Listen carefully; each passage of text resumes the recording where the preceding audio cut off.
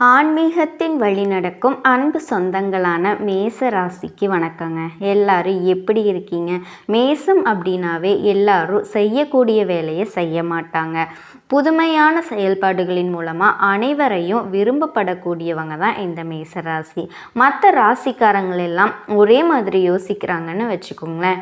ஒரு பொருளை வாங்கணும், அதுக்கான பணம் சேர்த்த உடனே அதை வாங்கிக்கணும்னு நினைப்பாங்க. ஆனால் மேசராசிக்காரங்க புதுமையான சிந்தனைக்கு சொந்தக்காரங்க இல்லையா?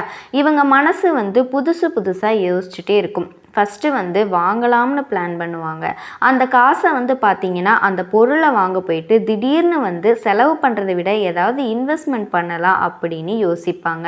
ஸோ பல வகைகளில் அந்த பணத்தை பெருக்கிறதுக்கு இவங்க முற்படுவாங்க. பிஸ்னஸ் பண்ணுறதுக்கெல்லாம் மேசராசி அடிச்சுக்க ஆளே கிடையாது.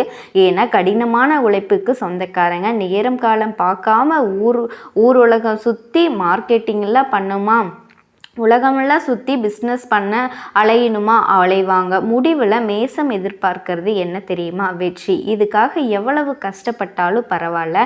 அதே மாதிரி இவங்க தோற்றம் எப்படி இருக்கும் தெரியுமா? இவங்க புன்னகை பூ மாதிரி இருக்கும். ஒரு பூ சிரிச்சா எப்படி இருக்கும் அந்த மாதிரி முகபாவங்களும், எடுத்த காரியத்தை எப்படியாவது முடிச்சிடணும் அப்படிங்கிற அபார சக்தியும், ஒரே ஒரு குடையின் கீழே நின்னா அதுக்கெல்லாம் பயப்பட மாட்டாங்க. இவங்க ஏன் நிற்கணும் அப்படின்னு மாற்றி சிந்திக்க கூடியவங்க, அஞ்சாம போராடி வெற்றி பெறக்கூடிய வேங்கைக்கு இணையானவங்க, தன்மானம் உடையவங்க, யாரையும் சார்ந்து ஒரு நாளும் வாழ மாட்டாங்க.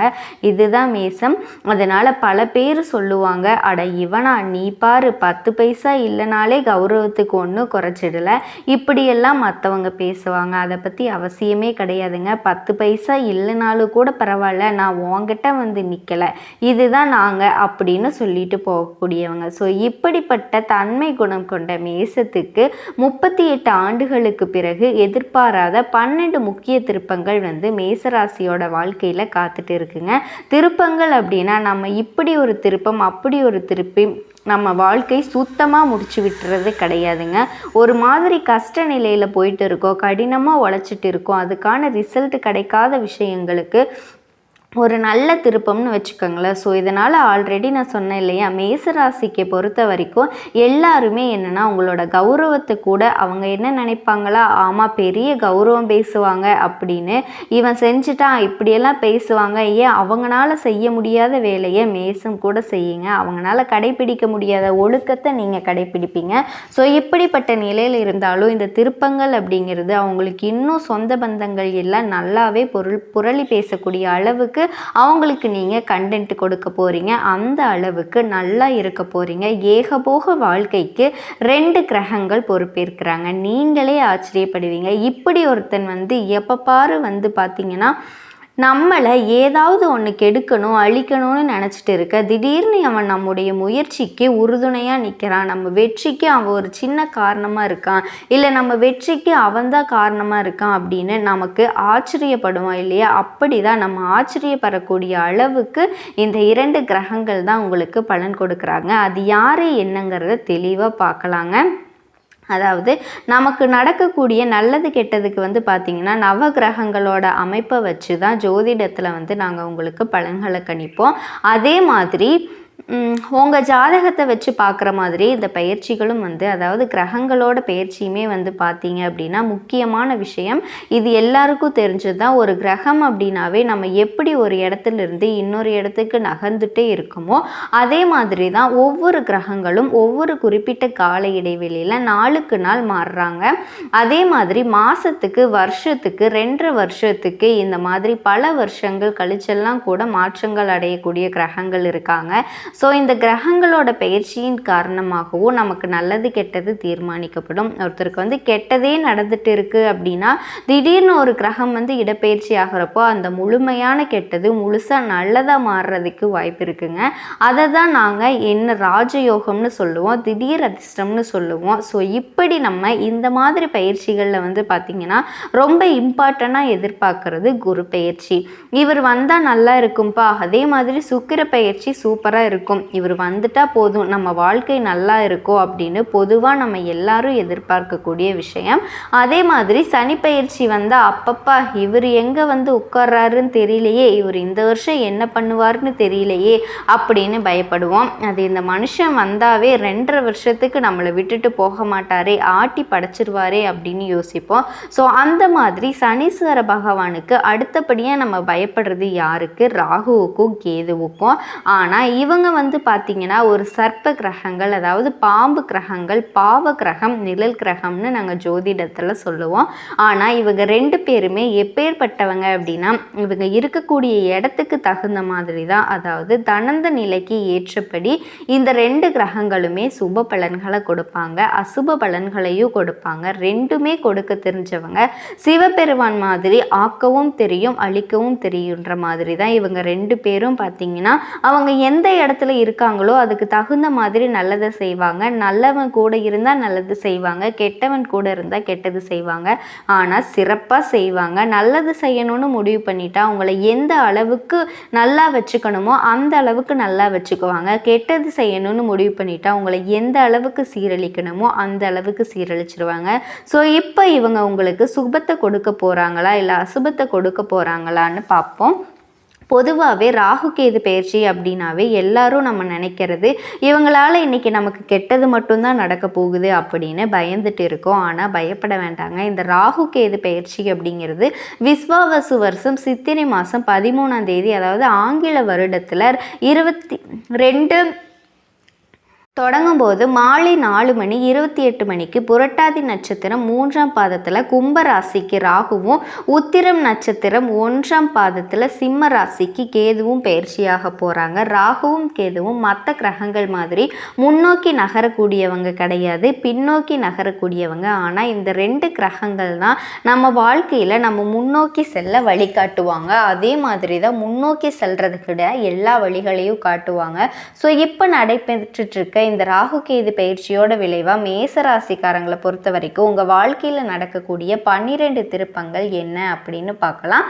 அதுக்கு முன்னாடி இந்த ராகு கேது பெயர்ச்சி நடந்த பின்னாடியே எல்லாருமே ஏதாவது ஒரு நாகஸ்தலங்களுக்கு போயிட்டு இந்த ராகு நாளும் கேது நாளும் எனக்கு நல்லது மட்டுமே நடக்கணும்னு சொல்லி வழிபாடு செஞ்சுட்டு வாங்க, நல்லது நடக்கும். இந்த ராகு கேது பெயர்ச்சி கூட வாக்கிய பஞ்சாங்கத்தின்படி ஏப்ரல் 26ஆம் தேதியும் திருக்கருந்த பஞ்சாங்கத்தின்படி மே 18ஆம் தேதியும் தான் நடக்க போகுது. இந்த ராகு கேது பெயர்ச்சியை பொறுத்த வரைக்கும் மேச ராசிக்காரங்களுக்கு கிடைக்கக்கூடிய பலன்கள் அப்படிங்கிறது ஜோதிட சாஸ்திரப்படி சொல்லணும் அப்படின்னா சர்ப்ப கிரகம் இவங்க இடத்த மாற்றக்கூடியது ஒரு குறிப்பிட்ட கால இடைவெளியில். அதே மாதிரி தான் இந்த வருஷத்தோட சிறப்பே பார்த்திங்கன்னா சனி பயிற்சியும் இருக்குது, குரு பயிற்சியும் இருக்குது, ராகு கேதுவும் பயிற்சி ஆகிறாங்க. இந்த சனி பயிற்சியும் சரி குரு பயிற்சியும் சரி தனிப்பட்ட முறையில். ஆனால் இந்த ராகு கேது பயிற்சி அப்படிங்கிறவங்க சந்திரன் மற்றும் சூரியன் கிரகம்னம் அது ஏற்படும் போது நிழல் கிரகங்களாக தான் இந்த ராகு கேது உருவாகிறாங்க. ஸோ இவங்க வந்து எப்படின்னா மேசராசிக்கு தரக்கூடிய பலன்கள் அப்படின்னா மேச ராசிக்கு 11ஆம் இடத்துல ராகு, 5ஆம் இடத்துல கேது, இந்த இடங்களில் இருக்காங்க, உட்காந்துட்டு இருக்காங்க. ஒரு சவாலான காரியங்களையும் சர்வ சாதாரணமாக இனி செஞ்சு முடிக்க உங்களை பலப்படுத்துகிறாங்க. ஓகேங்களா? ராகு பகவானை பொறுத்த வரைக்கும் மேச ராசிக்கு நல்லதொரு முன்னேற்றத்தையும், கேது பகவானை பொறுத்த வரைக்கும் தகுந்த அனுபவங்களையும் தந்து உங்களை வழிநடத்த போகிறாங்க. இந்த 2 விஷயத்திலிருந்து மேசராசி புரிஞ்சிக்க வேண்டிய விஷயம் என்ன தெரியுமா? 2 பேரும் உங்களுக்கு முழுக்க நல்லதையே பண்ண போகிறாங்க. உங்கள் வாழ்க்கையில் நடக்கக்கூடிய 12 திருப்பங்கள் நல்லதொரு மாற்றம் நடக்க போகுதுங்க. என்னதான் இந்த ராகு கேது நமக்கு நல்லது செஞ்சாலும் இவங்களால அதீத நன்மைகளும் நடக்கணும்னா இவங்க வந்து நிழல் கிரகம் அப்படின்னா திடீர் நிழல்ல இருக்கும், திடீர் நிழல்ல காணாம போயிருது. இந்த வாய்ப்பு இருக்கு இல்லையா? அந்த மாதிரி இவங்களுக்கு நல்லதும் நடக்கும் கெட்டதும் நடக்கும். கொஞ்சம் தடுமாற்றத்தை கொடுக்கறதுக்கு வாய்ப்பு இருக்கு. யாரால தெரியுமா? துர்க்கை அம்மனோட வழிபாட்டின் காரணமாக இந்த வீடியோவை பார்க்கக்கூடிய இந்த தரத்தில் துர்க்கை அம்மனை மனசார நீங்கள் நினச்சிக்கோங்க. ஒவ்வொரு செவ்வாய்க்கிழமை வெள்ளிக்கிழமையில ராகு கால வேளையில் துர்க்கை அம்மனுக்கு நல்லெண்ணெய் தீபம் ஏற்றி செயல்பாடு செய்கிறதுனால உங்களுக்கு நல்லது நடக்கும். இத்தனை நாள் வாங்க அந்த 12 திருப்பங்களை பார்க்கலாம். இத்தனை நாள் வரைக்கும் இருந்து வந்த சிக்கல்கள் குழப்பங்கள் எல்லாமே மாறி அமைதி திரும்ப போகுதுங்க. இந்த திருப்பம் உங்கள் வாழ்க்கைக்கு மதிப்பு கொடுக்க போகுதுங்க. குடும்ப வாழ்க்கையை பொறுத்த வரைக்கும் கணவன் மனைவிக்கிடையே இருந்த அந்த மனக்கசப்பு விலகி ஒருத்தருக்கு ஒருத்தர் விட்டு கொடுத்து உங்கள் உணர்ச்சிகளை மதித்து நடந்துக்க போகிறீங்க. இப்போ 6வது திருப்பம் குழந்தை இல்லாதவங்களுக்கு குழந்தை பாக்கியம் கிட்டுங்க. உங்கள் பிள்ளைகள் கெட்ட நண்பர்கள் கிட்ட இருந்து விலகுவாங்க. உயர்கல்வியில் வெற்றி பெறுவாங்க. 7வது திருப்பம் திருமண முயற்சிகளில் இருந்த தடைகள் விலகுது. உங்கள் மகனுக்கோ மகளுக்கோ நல்ல வரன் அமையுங்க. அதே மாதிரி அவங்க விரும்பியபடியே நல்லதொரு நிறுவனத்திலையும் வேலை கிடைக்கும். அடுத்தது 8வது திருப்பங்க. இந்த ராகுவோட அருளால் சொத்து வகையில் உங்களுக்கு இருந்து வந்த பிரச்சனைகள் எல்லாமே தீருது. நிம்மதி பெருமூச்சு விடுவீங்க. அடுத்ததாக 9வது திருப்பம். விழாக்களில் முக்கியத்துவம் பெறுவீங்க. வெளிநாட்டில் இருக்கக்கூடிய உறவுக்காரங்க நண்பர்களால் உங்களுக்கு ஆதாயம் கிடைக்கும். அடுத்தது 10வது திருப்பம். உடலாலையும் சரி மனசாலையும் சரி நொந்து போயிருந்த நீங்கள் இனி ஆரோக்கியமாகவும் உற்சாகமாகவும் திகழ போகிறீங்க. அடுத்ததாக 11வது இருக்கும். வியாபாரத்தை பார்க்குறோம். தொழில் பண்ணுறோம். ஆண்களாக இருந்தாலும் சரி பெண்களாக இருந்தாலும் சரி போட்டியாளர்களுக்கு ஈடு கொடுக்கக்கூடிய அளவுக்கு வியாபாரத்தில் புதிய முயற்சிகளை கையாள போகிறீங்க. புதிய ஏஜென்சி எடுக்க போகிறீங்க. அடுத்தது 12வது திருப்பம். உத்தியோக பணிகளில் இருக்கக்கூடியவங்க மேலதிகாரிகள் கிட்ட உங்களுக்கு வந்த மோதல்கள் போக்குகள் மறையுதுங்க.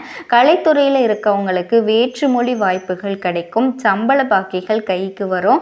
அதே மாதிரி வருமானத்திற்கு குறைவு இருக்காதுங்க. நிறைவான பண பாக்கியம் உங்களுக்கு இருக்கு. ஸோ இந்த 12 திருப்பங்களும் உங்களுக்கு நல்ல மாற்றத்தை ஏற்படுத்துங்களா தெரிஞ்சிருப்பீங்க. அதே மாதிரி ஞான கிரகம்னு சொல்லக்கூடிய கேது 5ஆம் இடத்துல உட்காந்து ஞான பக்தி இதெல்லாம் அதிகமாக கொடுக்க போகிறாரு.